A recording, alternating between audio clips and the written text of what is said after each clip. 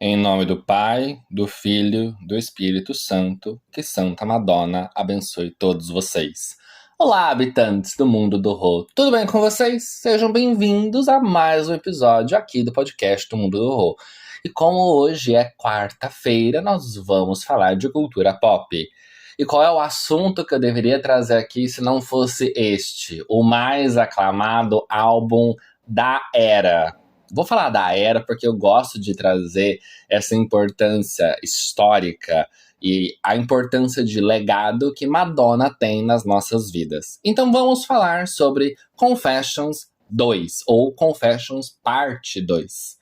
Madonna, 20 anos depois, decide fazer referência a si mesma e a toda a sua trajetória musical num novo álbum, trazendo pra gente, de novo, a ideia da pista de dança. Contrariamente ao Confessions 1, que tinha a referência da parte disco e eletrônica dos anos 70 e 90, o Confessions 2, ele tem toda uma estética da house music dos anos 90, começo dos anos 2000, ou seja, uma versão um pouco mais atualizada. Apesar do álbum trazer diversas estéticas e questões de outras musicalidades, como até funk, músicas eruditas e tudo mais, mas Madonna refez a estrutura de um álbum de discoteca, do que ela já tinha no Confessions 1, agora numa versão muito mais atualizada. Mas vamos começar sobre informações muito importantes. Madonna trouxe novamente o produtor que foi o aliado dela na produção do Confessions 1. Nós temos de novo o dedinho maravilhoso de Stuart Price para produzir este álbum diviníssimo. Ele, que já trabalha com a Madonna na época do Confessions, que tem uma ligação com ela de muitos anos, resolveu voltar nesse desafio e fazer essa suposta continuação deste álbum. Só que uma coisa que vocês precisam entender, habitantes, nós não estamos falando de um álbum que continua o outro. Não estamos falando de uma parte 2 no sentido de que continua a mesma sonoridade, as mesmas músicas, as mesmas coisas. Não. Nós estamos falando de um processo de referência ao que aconteceu anteriormente e uma nova ressignificação com novas músicas, novas melodias, novos significados, novos contextos e muito mais profundidade. A gente começa também falando sobre a capa. A capa, para quem não entendeu, ela tem dois significados muito importantes. O primeiro é a imagem de Madonna como a santa, né? A santa mãe, trazendo essa questão religiosa como se ela fosse a Santa Madonna mesmo. Então ela tá como se fosse num altar, com o véu cobrindo o seu rosto, trazendo esse aspecto religioso que vem desde lá da Idade Média, onde as imagens católicas, na sua grande maioria, elas tinham um véu que cobria as feições.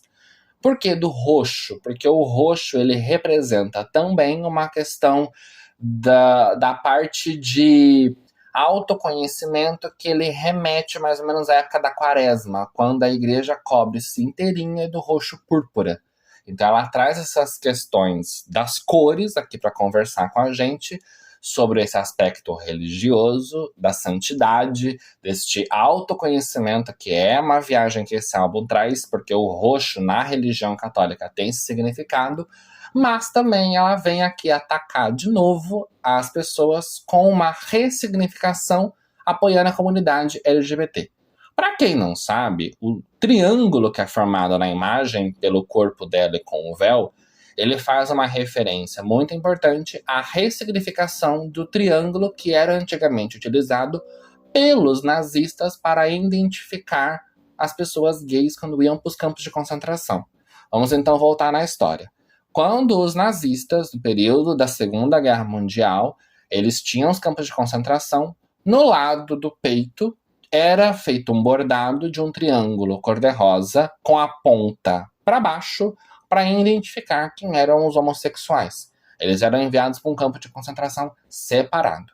Depois de muitos anos, mais ou menos na década de 70, quando teve os movimentos ativistas contra as questões de direitos, lutar por igualdade, contra a repressão e tudo mais, ele se torna um novo símbolo, invertendo a posição da ponta, colocando a ponta para cima, significando a questão de resistência, memória, liberdade e luta pelos direitos da comunidade LGBTQIAPN+. Isso vem desde os Estados Unidos, lá de trás, dos primeiros movimentos contra o sistema que existia de opressão contra a sociedade LGBT, né, contra a comunidade. Então Madonna começa já atacando todo mundo com este apoio novamente sobre, olha, eu tô aqui desde o começo apoiando quem me apoia, mostrando para todo mundo que ela não largou a mão de quem deveria, né, de quem a gente não deveria largar a mão. E aí a gente tem, então, novamente Madonna trazendo isso. Nós temos, então, a segunda parte, né, da análise da capa, que é as caixas de som. Que, inclusive, existe aquela foto icônica dela com as pernas abertas e uma caixa de som ali no meio. É como se a Madonna estivesse parindo de novo a discoteca. Ela fala muito sobre isso, inclusive, nas letras das músicas do Confessions 2.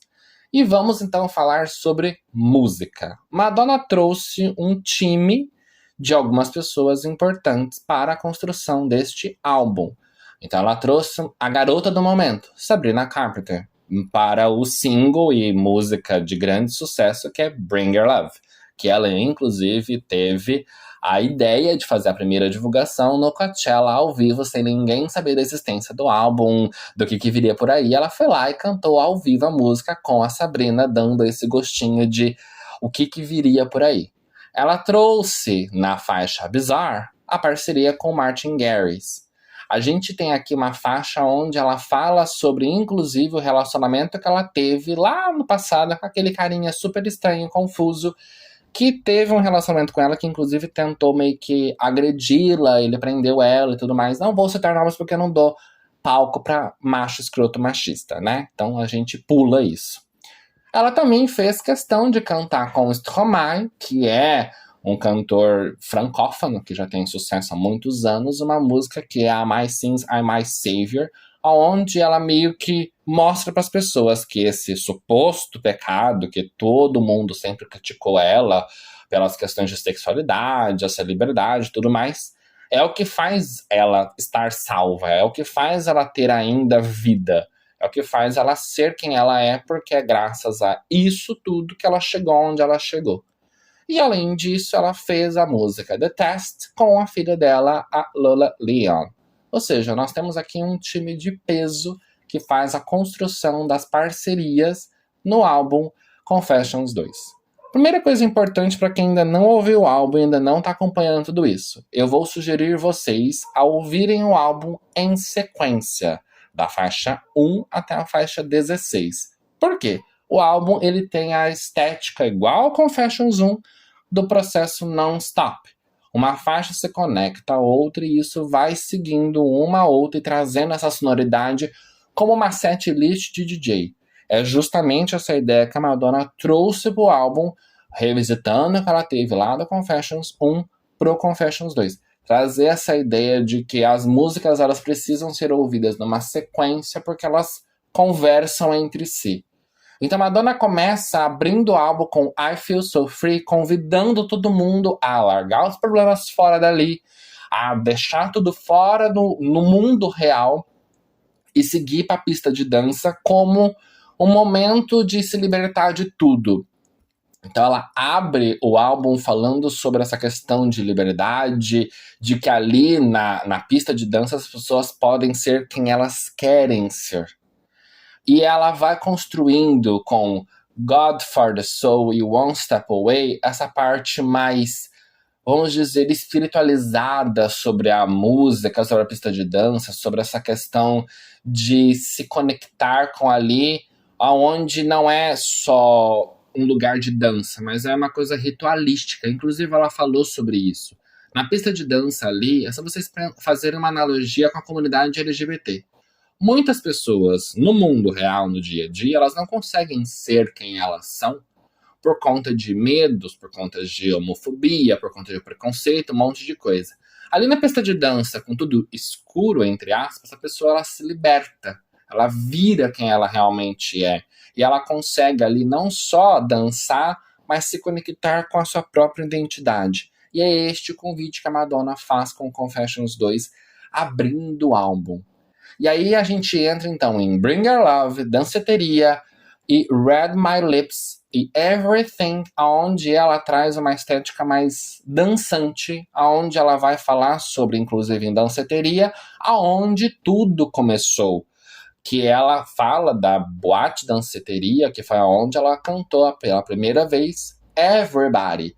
E ela, inclusive, cita como que foi o acordo para ela conseguir tocar lá onde ela queria. Levou o cara pro banheiro com um pouquinho de cocaína e as coisas, então, a partir daí seguiram. Gente, Madonna é simplesmente incrível em revelar os bastidores da vida dela e como essas coisas começaram na letra da música. E as pessoas, tipo, ficam simplesmente fissurada. Em Read My Lips, você tem aqui um toque de samba com funk, uma coisa mais latina, com a parceria do Field, acho que é assim que fala o nome dele, que a música simplesmente ela nos envolve num ambiente totalmente que a gente parecia ter esquecido que Madonna já tinha participado. Em Everything, a gente fecha esse ciclo mais dançante e vamos então, a partir de Love Sensation, Love Without Words e Bizarre, uma coisa mais... Olha, eu estou ainda dançando, mas eu estou ainda falando agora de uma coisa mais romântica. A gente tem aqui a questão do amor, das conexões, do passado, sobre a questão de o amor no silêncio das palavras, sobre esse relacionamento que ela viveu anteriormente mais caótico. E a gente entra na última parte do álbum, que é como se fosse o momento da Madonna falar sobre ela e ela mesma e questões ao redor de tudo isso. Então a gente entra em School, em Fragile, a gente tem My Sins Are My Savior, a gente tem Betrayal, a gente tem The Test e a gente finaliza com Last Girl. E, inclusive em Betrayal, Madonna usa a sample de Innocence, do Eric alguma coisa, que é um compositor de música erudita, para usar a sample. E, inclusive, essa música ela tem uma estética muito de sobe e desce na música original, né, a Innocence, aonde ela faz esse movimento como se estivesse brigando com ela mesma. E em Betrayal, a letra meio que traz essa ideia, a sonoridade, a gente tem esse envoltório. E trazer a própria filha para cantar com ela em The Test foi simplesmente a cereja do bolo do álbum. Para quem não sabe, a Lola Leon, ela já tem algumas músicas solo, mas aparentemente não é algo que ela investe tanto. Mas a Madonna ter convidado a própria filha para cantar e ter feito essa parceria é simplesmente mostrar que, por mais que ela esteja onde ela está, ela tem esse aspecto mais sexualizado em algumas partes, mas ainda ela é família, ela ainda sofre por amor, ela ainda tem as questões do passado. A Madonna, ela inclusive citou em algumas entrevistas e algumas coisas falando sobre a morte do irmão e da madrasta e como que ela usou isso, inclusive, nas letras de músicas. Inclusive, ela cita alguma coisa em Betrayal, se não me engano. Ou seja, Confessions 2 não é uma confissão para a pista de dança que a gente pode ir lá dançar, se rasgar e bater cabelo e fazer aquele mundo de coisa. É uma autoconfissão sobre quem a pessoa é, sobre as suas dores, os seus dissabores, sobre o passado, os fantasmas, aonde a pessoa quer chegar. E, de fato, entender que falar sobre música, né, eletrônica, uma música mais dançante, também pode ter letras muito mais profundas. E aí a gente cai num outro assunto que é fazer música com tudo que ela produziu com 67 anos não é para qualquer um, gente. Entendam que Madonna estar ativa há mais de 40 anos na indústria, produzindo música, esse ser o 15º álbum de estúdio dela, sem contar coletâneas, remixes, álbuns de filme e tudo mais, Madonna tem uma discografia muito completa, com muitas coisas, muitas nuances. E ela trazer esse álbum agora para fazer referências a ela mesma, inclusive no filme que ela divulgou, né, do Confessions, ela fez referências a ela mesma em outros clipes, em outros momentos, em momentos icônicos da carreira dela, que a gente que acompanha tudo isso consegue perceber que ela não precisou referenciar mais ninguém. Ela só pegou e disse assim: olha, eu sou tão boa, eu sou tão segura sobre o que eu faço, que eu não preciso falar mais de ninguém. Agora eu falo sobre eu mesma. Gente, isso é o ápice de entender que a pessoa já está num patamar musical e de carreira, e de autoconhecimento, de produção de tudo que ela faz, muito maior do que qualquer outra coisa. Não estou aqui para menosprezar fulano, cicrano, qualquer outro artista. Mas a gente tem que convir que a Madonna ela está num patamar que ela tem uma representatividade histórica e de importância social muito maior do que outras cantoras. Não estou dizendo que não existam outras que façam posicionamentos ou que de alguma forma têm relevâncias, e têm lutas, e têm posicionamentos e tudo mais. De forma alguma. Existe espaço para todo mundo. Mas se a gente olhar na linha do tempo, o tempo que a Madonna tá brigando por certas coisas, tipo apoiar a comunidade LGBT, a gente não pode menosprezar isso no auge que ela tá produzindo isso agora. A gente vê uma cantora, mulher, que sofre de etarismo todos os dias, em todos os locais, por conta da idade dela, e por conta de, mas ela não dança mais como antes, ela não canta mais como antes, ela não faz mais isso como antes. Gente, a pessoa uma hora ela cansa, uma hora ela vai mudando o estilo dela fazer as coisas, ela não vai pro resto da vida fazer pirueta no meio do palco, né? Uma hora o corpo cansa.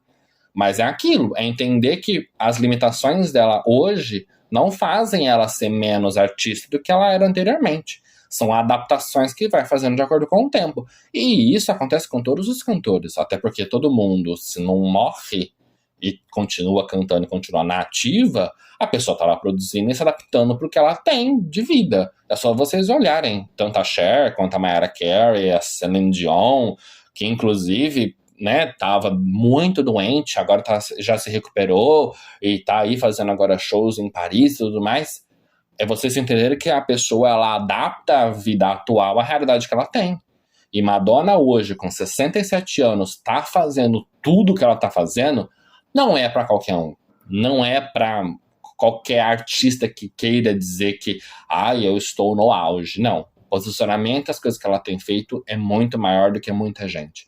Então é isso, vamos juntos confessar com Madonna e ouvir esse álbum que está simplesmente sensacional.